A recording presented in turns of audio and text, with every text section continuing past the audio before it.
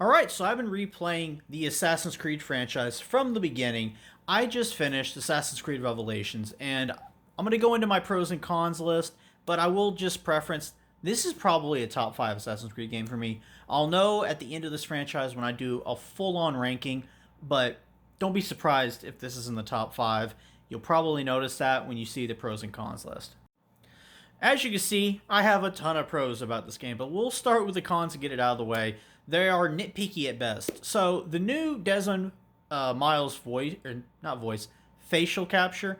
I know it's still the same person, but for some reason the face just looks awkward and at times downright awful, where it just doesn't look like Desmond anymore. And it's as far as I know, the only game where he looks like that. I don't know why. Um, my other con is the Desmond journey. Now, the whole thing isn't a con. As I said, it's interesting, and I think it is just adding to the backstory of Desmond and how he got to where he was in the first game. But that first person puzzle platformer was downright awful. Like, I almost said, you know what? I'm just going to go on YouTube and look up his story. But I pushed through and I did it all. But that's really all I have for cons. I mean, anything else is maybe small nitpicks. I didn't mention it here, but the last mission when you're using the parachute while being dragged by a carriage, that wasn't super fun. There were good moments in it, but that was not overall super fun. Now, let's get on to the pros. As always, take what I'm saying just as in a grain of salt because I'm just writing them down as they're happening. So there may be spell check errors. Oh well. Just enough that I know what I was talking about. So let's start. The modern day storyline with Desmond and Subject 16 is possibly my favorite part. I think there's just so much intrigue to this character of Subject 16 that we hear about with the first couple games, and then we finally get to meet that character. And I think him and Desmond bounce off each other really well. And I think Desmond trying to learn about what it's like on Animus Island, I think is super cool, and it's a great way to start the game.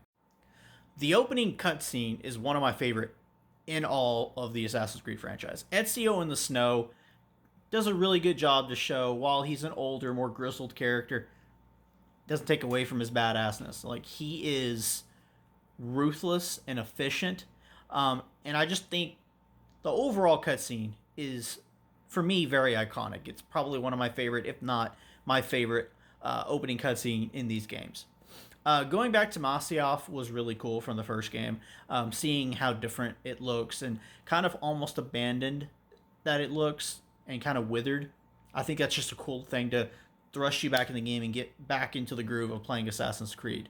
Constantinople is one of my favorite cities in the series. I agree with this. I think it's one of the funnest to parkour around. And I just think it's a beautiful city to traverse in.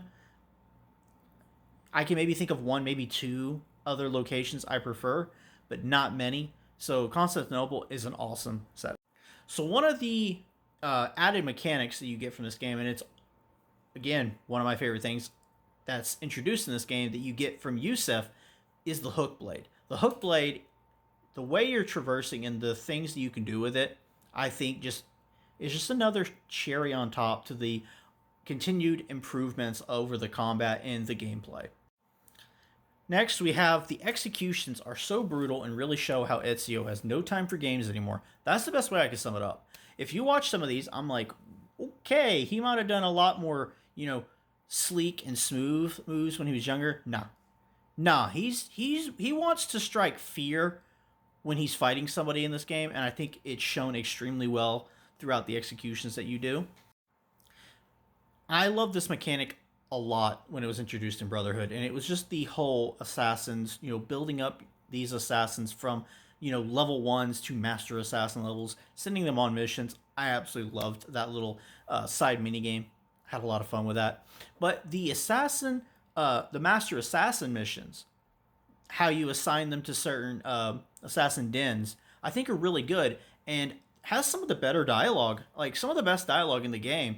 You really get to see how much experience Ezio has gained / learned throughout his life. It really drives home how much wiser Ezio is in this game compared to, when he started out, how much he's learned in what, almost 40 years of being an assassin. Now, this is another pro as well. If you've been watching this series, my second favorite assassin in all of this franchise is Altair. And as you see here, it says, while I've always wanted a sequel to his game, at least a mainline sequel, this game did a beautiful job showing how incredible of an assassin he was, but also how incredible of a character he is.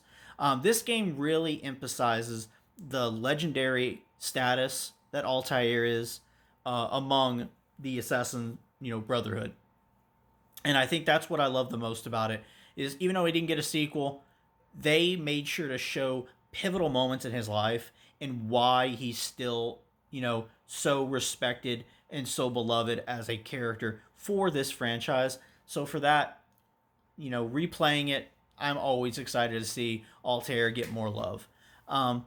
This is a small part, but you play the game, you do side content. This game is extremely cinematic. There are so many crazy things that Ezio has to go through in this game, and I think it works really well throughout, the in-game cutscenes and some of the moments that he has to go through. Also, the ending cutscene explained a lot of the precursor lore. Now, if you didn't care about the precursor stuff, probably didn't impact you that much. But I've always said that this added lore to the Assassin's Creed franchise is what makes it like solely unique for me. So I really enjoyed that to round up the game and just learn about what we're in store for, what the precursors have been through, and what Desmond is as a character is expected to do in the next games. Overall, I've always loved Assassin's Creed Revelation, and I think this game is easily a top 5 Assassin's Creed game for me. It's a beautiful finale conclusion for Ezio. This particular version of Ezio is my all-time favorite version of him, and it also wraps up another iconic character in Altair, yet again my second favorite assassin. So having Altair and seeing his story and wrapping up Ezio's, in my opinion, genuinely probably the better story that I enjoy out of his trilogy, I think overall just makes this game a phenomenal game to play, and I do highly recommend you check this game out. But I really loved Assassin's Creed Revelations.